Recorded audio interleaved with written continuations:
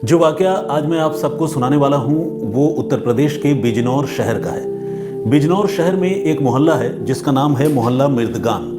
तो इस मोहल्ला मिर्दगान में रविवार 17 नवंबर की सुबह एक बहुत बड़ी वारदात हुई। एक घर में एक साथ 3 लोगों का कत्ल हो चुका था, ट्रिपल मर्डर।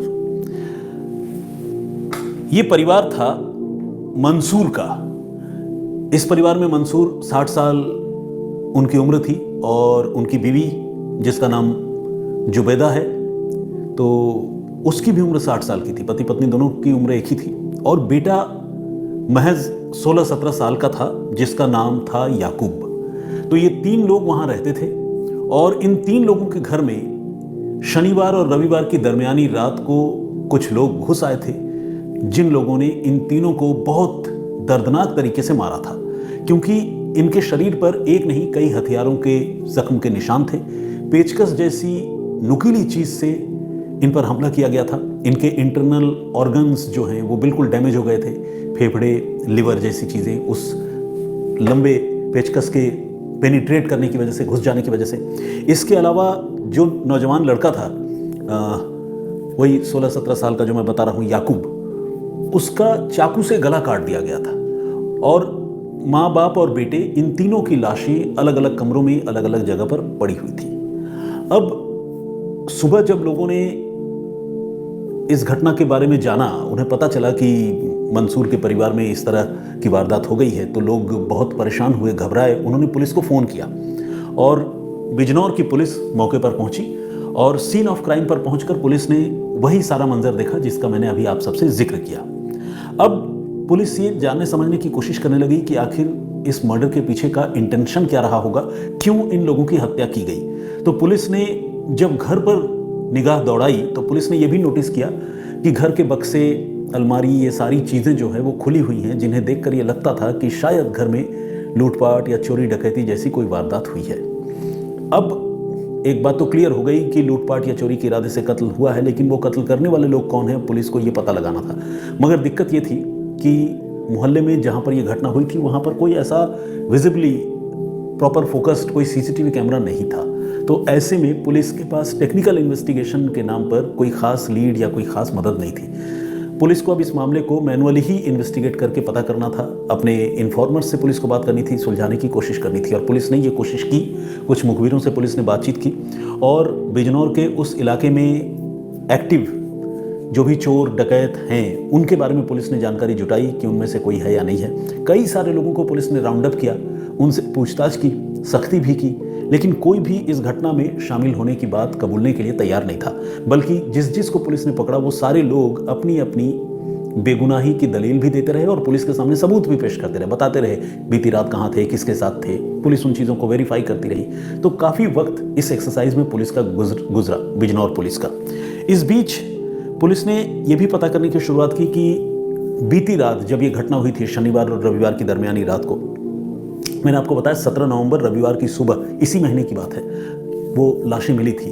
तो 16 और 17 की दरमियानी रात को इस परिवार के लोग कहाँ कहाँ थे और कब वो काम से घर लौटे, पुलिस ये पता कर रही थी। तो इस क्रम में पुलिस को ये जानकारी मिली कि उसी मोहल्ले में 16 तारीख की रात को एक शादी थी और उस शादी में ये जो घर का बेटा है याकूब, वो भी इनवाइटेड था, दावत खाने गया हुआ था और वो देर तक शादी में खूब मस्ती करता रहा, डांस करता रहा और फिर देर रात को अपने दोस्तों के साथ वो घर की तरफ लौटा था, चला आया था। लेकिन इसके बाद वो घर में कब एग्जैक्टली एंटर किया और कब वो सोया, कब जगा, ये किसी को पता नहीं था। इस बीच घर की बिखरी हुई चीज़ों को देखकर ये तो लग रहा था कि यह मामला लूटपाट या डकैती का है, लेकिन घर में कोई फोर्सफुल एंट्री के निशान भी थे। यानी दरवाजे पर कोई जोर ज़बरदस्ती या तोड़े फोड़े जाने के कोई निशान पुलिस को नहीं मिले, जो इस बात की तरफ इंडिकेट कर रहे थे कि शायद कत्ल की इस वारदात को किसी जानने वाले ने अंजाम दिया होगा। लेकिन वो कौन हो सकता है जो जानकार भी हो, लूटपाट भी कर रहा हो या चोरी भी करने की कोशिश कर रहा हो, कत्ल कर दिया, वो कौन हो सकता है, पुलिस को अब ये पता करना था। तो पुलिस ने, जैसे कि मैंने आपको बताया, प्रीवियस नाइट की डिटेल पुलिस ने निकलवाई और पुलिस को उसके बहुत सारे दोस्तों के बारे में पता चला, याकूब के। उन सारे दोस्तों से भी पूछताछ हुई। इसी क्रम में पुलिस को एक और नाम भी पता चला जो याकूब का बहुत अच्छा दोस्त है, जिसका नाम है नाजिम। नाजिम के बारे में पुलिस को ये पता चला कि याकूब और नाजिम अक्सर साथ ही रहते हैं और दोनों के बीच में बहुत अच्छी दोस्ती है। बीती रात को भी उस शादी में नाजिम गया हुआ था और याकूब के साथ उसने न सिर्फ वहाँ खूब मस्ती की, डांस किया, बल्कि वहाँ दोनों ने खूब साथ में नशा भी किया। और इसके बाद आखिरी बार जो दूसरे कॉमन फ्रेंड्स हैं उन्होंने बताया कि उन्होंने याकूब को नाजिम के साथ ही उस शादी वाले घर से लौटते हुए देखा था, यानी आखिरी बार नाजिम के साथ याकूब जिंदा देखा गया था। अब पुलिस को लगा कि इस नाजिम के बारे में भी पता करना ज़रूरी है, वेरीफाई करना ज़रूरी है, लेकिन जब तक पुलिस नाजिम के पास पहुंचती तब तक पुलिस सीन ऑफ क्राइम का भी मुआयना कर रही थी। जैसा कि मैंने आपको बताया, सीन ऑफ क्राइम पर पुलिस जब पहुंची तो सारी चीज़ें उसने देखा। डेड बॉडीज़ को पुलिस ने रिकवर करके पोस्टमार्टम के लिए भी भिजवाया। तो मौकाए वारदात पर तमाम चीज़ों के साथ साथ जहाँ पर जिस कमरे में याकूब की हत्या हुई थी, घर के बेटे की हत्या हुई थी, वहाँ पर पुलिस को एक शर्ट का बटन भी मिला। अब पुलिस को ये लगने लगा कि ये बटन जो है कातिल के साथ छीना झपटी में या खुद को बचाने के लिए जो उसका स्ट्रगल हुआ होगा याकूब का, उस क्रम में ये बटन टूटकर वहाँ गिरा होगा, इस बात की बहुत ज़्यादा संभावना थी। लेकिन पुलिस ने जब याकूब के शर्ट पर बहुत गहराई से निगाह डाली, गौर किया, तो पुलिस ने देखा कि उसकी जो शर्ट के बटन हैं वो सारे इंटैक्ट है, कोई टूटा नहीं है। लेकिन एक और बटन वहाँ पर पड़ा हुआ था। वो बटन किसका है ये पुलिस को नहीं पता था, लेकिन उसको देखकर पुलिस को ये शक था कि शायद ये बटन जो है कातिल का ही रहा होगा, जिसके साथ अपने बचने के क्रम में याकूब की लड़ाई हुई होगी और वो बटन टूटकर वहाँ गिर गया होगा। तो पुलिस ने उस बटन को भी एक सुराग कह लें या सैंपल एविडेंस के तौर पर पुलिस ने वहाँ से उसको कलेक्ट किया। अब पुलिस को नाजिम के बारे में जानकारी मिल चुकी थी, जैसा कि मैंने आपको बताया, दूसरे दोस्तों के बारे में भी जानकारी मिली थी, पुलिस सबको वेरीफाई कर रही थी। इस क्रम में पुलिस जो है नाजिम के घर पहुंची और पुलिस ने नाजिम के घर वालों से पूछताछ की। घर वालों के चेहरे पर हवाइयाँ उड़ने लगी, नाजिम के घर वालों के चेहरों पर। हालांकि किसी के भी घर में कत्ल के मामले में पूछताछ के लिए पुलिस पहुंच जाए तो चाहे उनके घर का कोई मेंबर कत्ल में शामिल हो या ना हो, चेहरे पर हवाइयाँ तो उड़ेंगी। तो नाजिम के परिवार की यही हालत थी। अब पुलिस ने कहा कि भाई नाजिम के कपड़े कहाँ हैं, बीती रात वो जिन कपड़ों के साथ शादी में गया था, जो कपड़े पहनकर, वो कपड़े कहाँ हैं। तो ये पता चला कि नाजिम के घर वालों ने वो सारे कपड़े धुल दिए हैं, यहाँ तक कि जो चप्पल पहनकर गया था वो भी धुल दिया, जो शर्ट पैंट पहनी थी वो भी धुल दिया, सब धुल दिया। लेकिन पुलिस ने कहा कि ठीक है, हम धुले हुए कपड़े भी देखना चाहेंगे और पुलिस ने उन धुले हुए कपड़ों पर निगाह डाली। और आपको जानकर हैरानी भी होगी और अच्छा भी लगेगा।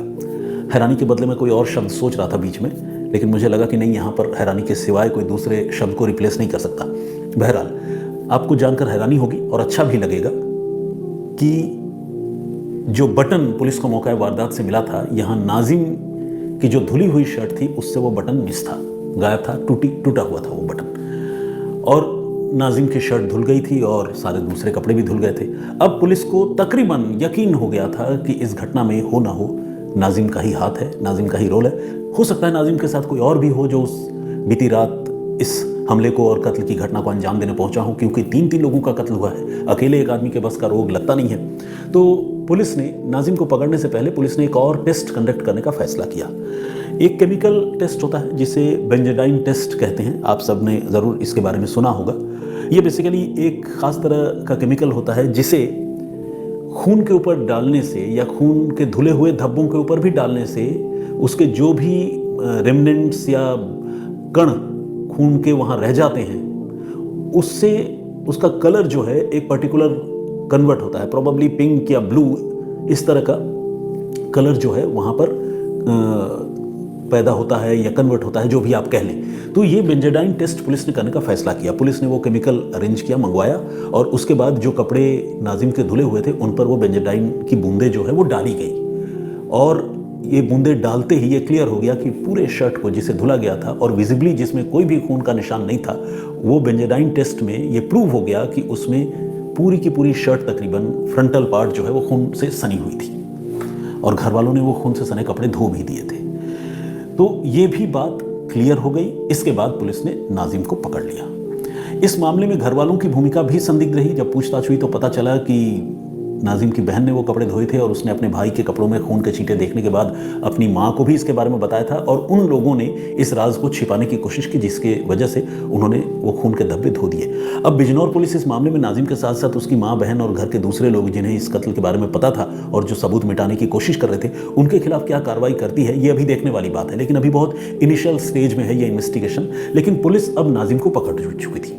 और जब नाजिम से पूछताछ हुई तो उसके पास अब झूठ बोलने का कोई तरीका या जरिया बचा ही नहीं था, क्योंकि सबूत जो है वो सामने थे और वो नाजिम की चुगली कर रहे थे। नाजिम ने मान लिया कि हाँ, उसी ने अपने दोस्त, जिगरी दोस्त याकूब की और उसके मम्मी पापा की हत्या की है। मगर क्यों? तो इसका जवाब नाजिम ने जो दिया वो आपको भी सुनना चाहिए। और आज के ज़माने में ऐसे दोस्त, ऐसे लोगों से बच के रहना चाहिए।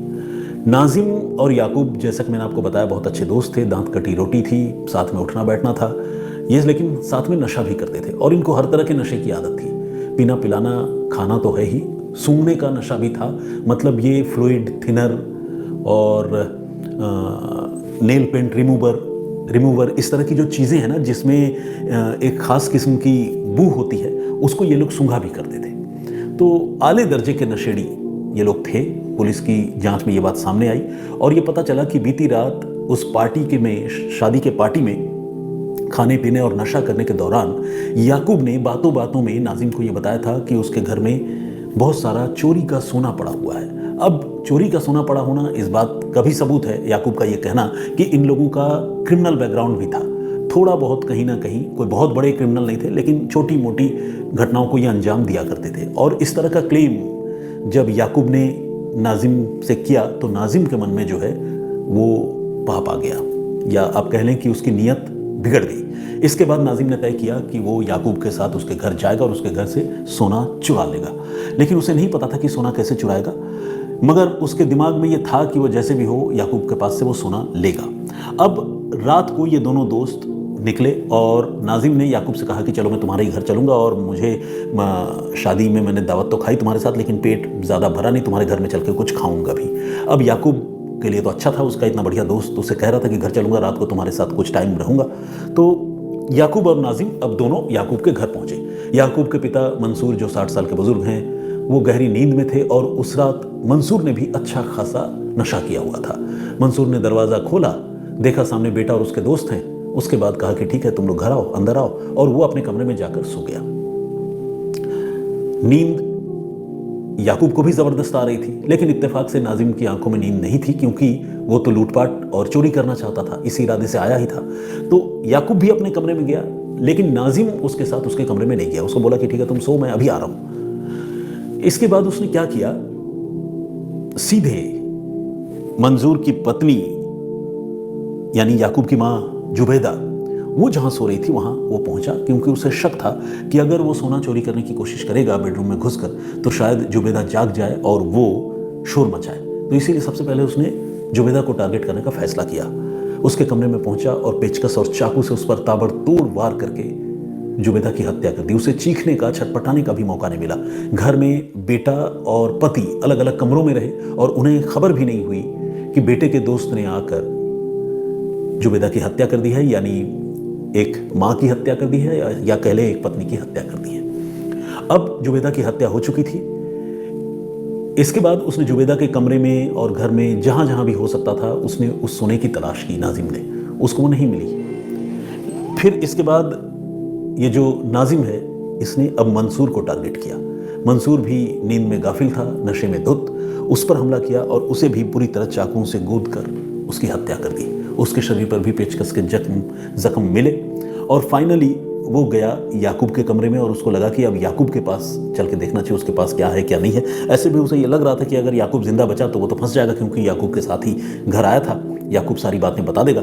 तो फिर वो याकूब के पास गया और बगैर भी एक लम्हा ये सोचे हुए कि ये मेरा जिगरी दोस्त है जिसके साथ मैं हमेशा उठता बैठता हूँ। हालांकि उसके आंखों का पानी तो तभी मर गया था जब वो अपने इतने अच्छे दोस्त के मम्मी पापा की हत्या कर रहा था, और वो भी देखा जाए तो सिर्फ लालच में, बिला वजह। अगर कोई दुश्मनी वाली बात होती तो भी बात समझ में आती, हालांकि जस्टिफाई दुश्मनी में भी कत्ल को नहीं कर सकते, लेकिन फिर भी यहाँ तो कोई रीज़न ही नहीं था। सोना लूटेंगे इसकी वजह से हत्या कर देना, मतलब हद है लोगों की और उनके सोच की। तो खैर ऐसा ही आदमी था वो नाजिम। अब वो नाजिम याकूब के कमरे में गया और याकूब के गले पर वो छुरा चलाने लगा। याकूब की नींद खुल गई, नशा उतर गया, छटपटाने लगा। उसने नाजिम की शर्ट पकड़ ली अपने बचाव में। नाजिम जो है पहले से तैयार था, वो तो कत्ल करने के लिए मेंटली प्रिपेयर्ड था। याकूब को संभलने का मौका भी नहीं मिला, वो छटपटाता रहा, लेकिन मगर उसका गला नाजिम ने काट दिया छुरे से। उसकी भी हत्या हो गई। लेकिन इसी छीना झपटी में नाजिम के शर्ट का बटन टूट गया और वो मौके पर ही गिर गया। जिस बटन के सहारे पुलिस इस मामले में नाजिम तक पहुंची और नाजिम को पकड़ने में भी पुलिस कामयाब हुई। दूसरे सबूत के तौर पर बाकी जो चीज़ें मिली उसका तो मैंने आपसे जिक्र किया ही। और इस तरह से आखिरकार नाजिम की पूरी पोल पट्टी खुली और नाजिम ने अपना गुनाह कबूला और ये माना कि उसने सोने की लालच में, गोल्ड की लालच में अपने दोस्त और उसके मम्मी पापा की हत्या कर दी।